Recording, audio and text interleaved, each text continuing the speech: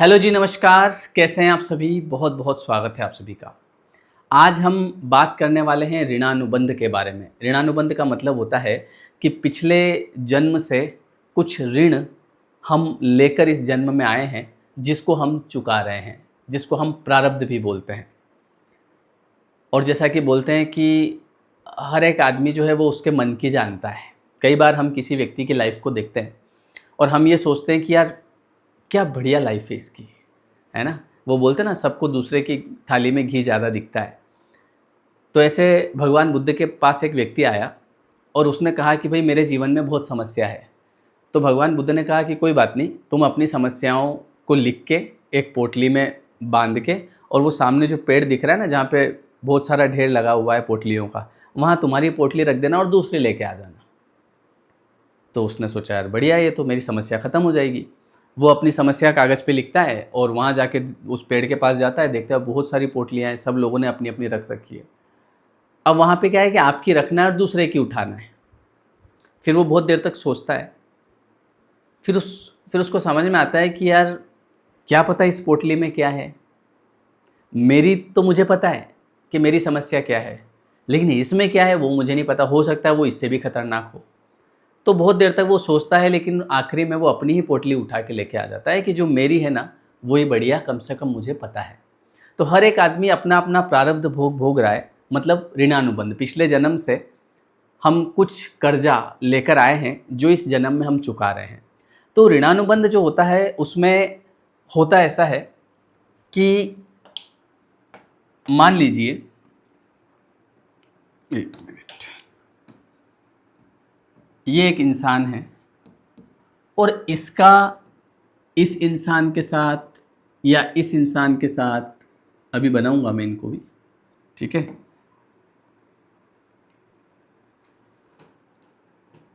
मान लो ये इसके पिता हैं और पिता ऐसे कि जैसा दुश्मन भी नहीं हो, ऐसे पिता मिल गए इसको। या फिर मान लो पत्नी, या फिर मान लो पति, या फिर मान लो लड़का जो जीने ही नहीं दे रहा है। तो ये जो लोग हैं ना, जो हमें इस जीवन में मिलते हैं, ठीक है, ये हमारे ऋणानुबंध होते हैं। मान लो पिछले जन्म में कोई एक लड़की थी जिसको बहुत प्यार किया, सब कुछ उस पर लुटा दिया, वो इस जन्म में पत्नी बन के आ गई और वो आपके ऊपर खूब सारा प्यार लुटा रही है। ये भी ऋणानुबंध है। ऋणानुबंध का मतलब केवल नेगेटिव नहीं होता है, नेगेटिव भी होता है, पॉजिटिव भी होता है। ऋणानुबंध मतलब जो भी ऋण है आपने पिछले जन्म में, जो भी जिसको जो जो दिया है, वो सब लौट के आएगा, कुछ न कुछ रूप धर के आएंगे। कोई जेठानी बन के आ जाएगी, कोई देरानी बन के आ जाएगी, कोई सास बन के आ जाएगी। तो अब आपके जीवन में कुछ ऐसे लोग हैं, मतलब ऐसा तो नहीं है कि सारे लोग ऐसे ही होते हैं, लेकिन कुछ ऐसे लोग होते हैं जो जिनके साथ आपका रिश्ता बन जाता है। अब उसमें कोई भी हो सकता है, पति पत्नी, पिता हो सकते हैं, है ना, बॉस हो सकता है जिस कंपनी में हम जॉब कर रहे हैं, या फिर कोई ऐसा प्रेमी रिश्ता जुड़ जाता है, प्रेम वाला रिश्ता, है ना। शादी के बाद भी हो जाता है कई बार। शादी के बाद में जो है कोई व्यक्ति जीवन में आ गया और उससे रिश्ता जुड़ गया और अब आदमी फंस गया उसमें, समझ रहे हो। तो ये ऋणानुबंध होते हैं। अब मान लो कि कोई व्यक्ति ऐसा जीवन में फंस गया जिसकी वजह से हम दुखी हैं। अब वो हम उसको छोड़ भी नहीं पा रहे, कुछ भी ऐसी परिस्थिति बन रही कि अब वो उस व्यक्ति से अलग नहीं हो पा रहे किसी भी तरीके से। वो हमारे साथ जुड़ा हुआ है, क्योंकि जब तक वो उसका जो ऋण है वो पूरा नहीं करेगा तब तक जुड़ा हुआ रहेगा वो। तो अब ऐसे में कैसे इस दुख से दूर हो, मतलब अब जरूरी नहीं कि इस व्यक्ति को ही अलग करना है।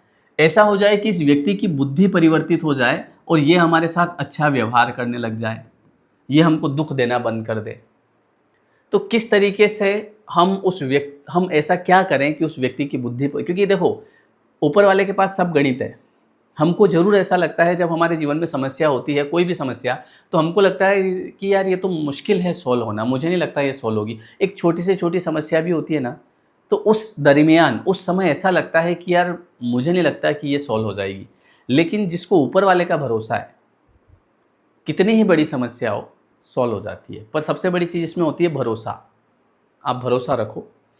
तो अगर मान लो कोई ऐसा व्यक्ति आपसे जुड़ गया, कोई ऐसी गर्लफ्रेंड बन गई जो शुरू शुरू में तो बहुत अच्छी लग रही थी, बहुत सुंदर लग रही थी, और अब वही जो है रात में डराती है, सपने आते हैं उसके। कोई ऐसा व्यक्ति, कोई लड़का ऐसा जुड़ गया जो शुरू शुरू में तो बढ़िया बढ़िया बातें करता था, अब वो जो है परेशान कर रहा है।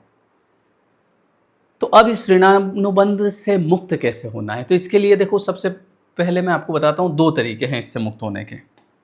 एक सेकंड। पहला तरीका तो ये है कि आप ईश्वर के सामने बैठें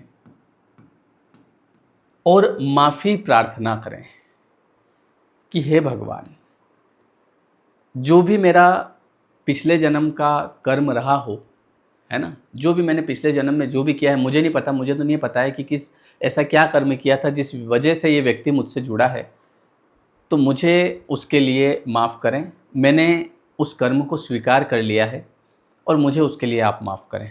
और जब आप प्रार्थना करते हैं रोज़ भगवान के सामने बैठ के सच्चे मन से, कि सबसे पहली चीज़ स्वीकृति होती है। लोग स्वीकार नहीं करते हैं, लोग बस ये करते हैं इसकी वजह से मेरी ज़िंदगी ख़राब हो गई, इसकी वजह से मेरी ज़िंदगी ख़राब हो गई। उसकी वजह से नहीं हुई है, हमारे किसी कर्म की वजह से वो इंसान हमारे जीवन में आया है। तो जब तक हम एक्सेप्टेंस नहीं करेंगे इस बात को कि यार मेरा कुछ ना कुछ तो ऐसा कर्म रहा है, क्योंकि देखो बेवजह कोई इंसान आपसे नहीं जुड़ेगा। इस संसार में करोड़ों लोग हैं, अरबों लोग हैं, लेकिन आपसे वही जुड़ेंगे जिनके साथ आपका ऋणानुबंध होगा। हर कोई थोड़ी जुड़ जाएगा, ऐसे रास्ते चलते कोई नहीं जुड़ सकता, लेकिन कोई होंगे आपके जीवन में ऐसे गिने चुने लोग जिनकी वजह से आपको 2 चीज़ें मिल रही है, या तो सुख मिल रहा है, या तो उनकी वजह से आपके लाइफ में हैप्पीनेस आ रही है, या वो आपको बहुत खुशी दे रहे हैं, वो आपको बहुत प्यार कर रहे हैं, या दूसरा वो आपको बहुत दुख दे रहे हैं, उनकी वजह से आपके जीवन में परेशानी आ रही है। तो आप सबसे पहले एक्सेप्टेंस करो कि यार कुछ ना कुछ मेरा ऐसा कर्म रहा होगा कि जिस व्यक्ति से, क्योंकि देखो चीज़ें शांति से होती है, लड़ाई झगड़े करने से एक और नए कर्म बनते हैं। और आपने देखा होगा लोग भले कितने लड़ाई झगड़े कर रहे हैं, जितने कलेश कर रहे हैं, उतना और कलेश बढ़ता जा रहा है। तो शांति से भगवान के सामने बैठो और ये बोलो कि मुझे कुछ ना कुछ तो मुझसे कर्म बना है, मैं उस कर्म को स्वीकार करता हूँ, अब आप ही हैं जो मुझे इससे मुक्ति दिला सकते हैं और मैंने अपने कर्म को स्वीकार कर लिया है। बस आप माफ़ी प्रार्थना भगवान के सामने आपको करना है। इसको आप थोड़ा सा करें, महीने 2 महीने 3 महीने, है ना।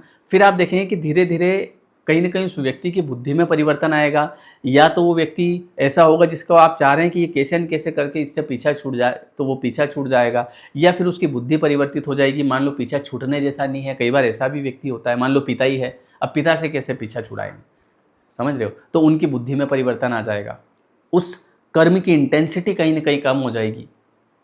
प्रार्थना में बहुत शक्ति होती है, प्रार्थना से ही सब होगा, ठीक है। दूसरा, उस व्यक्ति को आप पहले आराम से बैठ जाएं और उस व्यक्ति को अपने दिमाग में लेके आएं, जो भी व्यक्ति है, और उस व्यक्ति से बोले कि भाई मैंने जो है अपने जो भी तुमसे कर्म बना उसके लिए मैंने तुम्हें माफ़ किया, और जो मुझसे कर्म बना है उसके लिए मुझे एक्सेप्टेंस है, मैं एक्सेप्ट करता हूँ कि मुझसे कुछ ना कुछ ऐसा कर्म बना है, जो तुमने किया उसके लिए मैंने माफ़ किया, और जो मुझसे बना है उसके लिए मैं एक्सेप्ट कर रहा हूँ कि मुझसे कुछ कर्म बना है और मुझे उसके लिए माफ़ करो। ये ऐसा आपको उस व्यक्ति को अपने दिमाग में लाना है और ठंडे मन से बोलना है। इसके बाद जब भी वो व्यक्ति आपसे मिलता है, आपसे अब जुड़ा हुआ तो है कहीं ना कहीं, तो उस समय आपको बार बार कंप्लेन नहीं करना है कि इसकी वजह से मेरी लाइफ ख़राब हो गई, इसकी वजह से, क्योंकि चूंकि आप प्रार्थना कर रहे हैं, थोड़ा सा समय लगेगा। प्रार्थना में बल होता है, ताकत होती है, लेकिन गुड थिंग्स टेक टाइम, अच्छी चीज़ें समय लेती है, थोड़ा सा समय लगेगा, आप वो रिश्ता आपका ठीक हो जाएगा या आप उससे बाहर आ जाएंगे। अब ऋणानुबंध का मतलब ये भी होता है कि कई बार हम जरूरी नहीं कि लोग ही जुड़े हैं, कई बार हम प्रकृति के साथ में, जैसे गलत कर्म कुछ भी किसी भी प्रकार का गलत कर्म हमसे बन जाता है, जिसकी वजह से हमें कहीं ना कहीं मानसिक या शारीरिक कोई तकलीफ होती है, समझ रहे हो, कोई भी मान लो बेवजह मानसिक तकलीफ, बेवजह शारीरिक तकलीफ होती है किसी कर्म की वजह से, जिसको हम सब कुछ समझ में आता है हमको कि ये जो मैं सोच रहा हूँ ये बेकार है, लेकिन फिर भी वो चीज़ परेशान कर देती है, ज्ञान होते हुए भी। कोई भी शारीरिक परेशानी, तो ये भी कुछ ना कुछ ऋणानुबंध होते हैं, पिछले जन्म में हमने जो कुछ किया है ना, किसी का दिल दुखा दिया, या कोई भी प्रकृति के साथ, जैसा आपको बोला जाता है कि भैया अच्छे कर्म करो, बुरे कर्म मत करो, तो कुछ भी ऐसा हमसे कर्म बना जिसकी वजह से हमको प्रारब्ध भोगना पड़ता है, तो उसके लिए भी आप भगवान के सामने बैठें। जो भी आप प्रारब्ध भोग रहे हैं, आपको पता है आप क्या महसूस कर रहे हैं, आपके साथ क्या प्रॉब्लम है, तो भगवान के सामने प्रार्थना करें कि भाई मुझसे, मैं अपनी गलती को स्वीकार करता हूँ, अब हे नाथ, अब आपके हाथ में है सब, अब मुझे कुछ नहीं पता, जो है अब आपको देखना है, मैंने उस चीज़ को स्वीकार किया है। प्रॉब्लम वहाँ आती है जब इंसान स्वीकार नहीं करता है, बस इंसान कंप्लेन करता है कि मेरी तो लाइफ ख़राब है। कंप्लेन कभी नहीं करना है, कंप्लेन करोगे मामला बिगड़ जाएगा। मतलब बिगड़ क्या जाएगा, वो कर्म खत्म नहीं होगा, नए और कर्म बनाते जाएंगे। कंप्लेन वाले कंप्लेन को अट्रैक्ट करेंगे, मेरी लाइफ में बहुत प्रॉब्लम है, बहुत प्रॉब्लम है, बहुत प्रॉब्लम है, उसको और ज़्यादा अट्रैक्ट करेंगे, और भगवान कहीं ना कहीं और ब्रह्मांड जो है वो ऐसे अवसर पैदा करता है कि हम फिर और कंप्लेन करते हैं। समझ गए? तो इसीलिए जो भी आपके ऋणानुबंध है, जो लोग आपसे ऐसे जुड़ गए हैं जिनकी वजह से आपको परेशानी हो रही है, तो उसके लिए ये 2 तरीके मैंने आपको बताए। भगवान के सामने बैठ के माफ़ी प्रार्थना करें और उस व्यक्ति को अपने दिमाग में लाके और उसको फ्री करें, और इसको आप 1-2 महीने करो, धीरे धीरे आपके अंदर परिवर्तन आएगा। अब करना ही पड़ेगा, क्या करें। ये जहाँ हम रहते हैं ना, ये मृत्यु लोक है, इसको बोलते हैं दुखालय अशाश्वतम। यहाँ पे इंसान दो काम के लिए आता है, एक अपने प्रारब्ध कर्म भोगने के लिए और दूसरा नए कर्म करने के लिए। तो मान लो कई बार जीवन में ऐसा होता है कि कोई कठिन समस्या होती है ना, किसी भी प्रकार की कोई समस्या आ जाती है, तो उस समय भी कहीं ना कहीं ईश्वर से जुड़ाव रखना चाहिए, भगवान का नाम जाप करते रहना चाहिए, ताकि वो प्रारब्ध जो है वो भी, क्योंकि हमारे कई बार हम सब कुछ कर लेते हैं, दुनिया भर के डॉक्टर कर लेते हैं, ये वो धागा बंधवाना, जो भी मरता क्या न करता, जो कोई बोलता है सब कर लेते हैं हम, है ना। लेकिन फिर भी जब तक उस चीज़ का प्रारब्ध नहीं खत्म होता है तब तक वो चीज़ ठीक नहीं होती है। तो उस समय में कहीं ना कहीं आप भगवान का नाम जाप करते रहें, कुछ भी अच्छी किताबें पढ़ते रहें, ताकि वो प्रारब्ध भी कटता रहे और आपके अंदर पॉजिटिविटी बनी रहे। नहीं तो पता चला कि प्रारब्ध भी है और साथ साथ में नेगेटिविटी भी और आ रही है, तो और ज़्यादा फिर दिमाग काम नहीं करता है। उस चीज़ को भी अच्छे तरीके से ले कि इसके पीछे भी कुछ ना कुछ अच्छा होगा। समझ रहे हो आप? यही कर सकते हैं, क्या करें, सब अच्छा होता है। सौभाग्य न सब दिन सोता है सॉरी, सौभाग्य न सब दिन सोता है। देखते जाओ आगे क्या होता है। हमेशा रात, हर एक रात के बाद एक सुबह आती है ना। तो अपने को जो है उस सुबह का इंतज़ार करना है, अच्छा सोचना है, सब ठीक हो जाता है ना। और आगे कर्म का ध्यान रखना है। कोई भी आप कर्म करो तो उसमें अलर्ट होके करो कि यार ऐसा कुछ कर्म नहीं बने कि जो फिर हमारे ऊपर आए तो तकलीफ़ दे जाए। कई बार हम मजाक मस्ती में अपने मज़े के लिए ऐसे कोई कर्म बना देते हैं, किसी व्यक्ति को चिढ़ाना, किसी का मजाक उड़ाना, किसी की हंसी उड़ाना। अब वो व्यक्ति उससे कितना प्रभावित हो रहा है, वो सारी इंटेंसिटी हमारे ऊपर आती है, वो सारी वाइब्रेशन हमारे ऊपर आती है। मान लो किसी व्यक्ति को हमने ऐसे चिढ़ा दिया, मान लो कोई इंसान जो है वज़न ज़्यादा है, मोटापा है उसको, और हमने ऐसे मजाक कर ली उससे। अब हम तो ही करके निकल गए, पर वो व्यक्ति क्या महसूस कर रहा है अंदर, कितना अंदर वो मतलब गिल्ट, या फिर यार मेरे को ऐसा कैसे बोला, अब आपकी वजह से वो कितना परेशान है। तो वो सारी वाइब्रेशन हमको छोड़ता है। तो किसी भी व्यक्ति का मन नहीं दुखाना।